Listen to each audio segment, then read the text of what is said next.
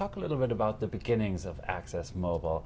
There are a lot of decisions, obviously, that goes into starting an organization. First of all, what kind of organization am I? Am I a company? Am I an NGO? So you had to make all those decisions. Right. That was a challenging one. I mean, my background, as I mentioned, was working, I trained in public health. I worked with some prominent philanthropies and nonprofit organizations, and I knew that sector well. And I had maybe some of the experience and connections to say, well, if I started, let's say, an open source, nonprofit technology approach, it might have been a little easier for me to get that initial startup capital. But what I saw in the market was actually that there was a lot of activity around social organizations building open tools using open source innovations for social initiatives.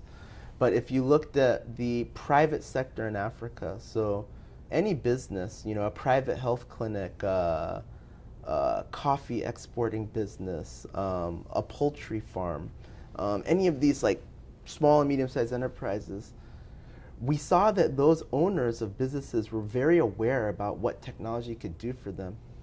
There was no one offering the technologies. And so what I decided is that if we were going to start Access Mobile, that I really wanted to try to take a private sector approach, mainly for two reasons. One, as a private sector company, our business is accountable to creating value in the market. If we build a technology that the market doesn't see as valuable, no one pays for it, you have no business. And so I liked that kind of accountability to what the market wants. And then the other reason was around building that inherent sustainability around the approach.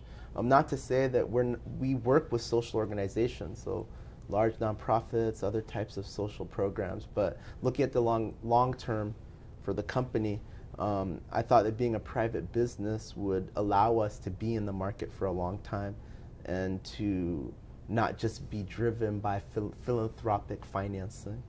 Yeah.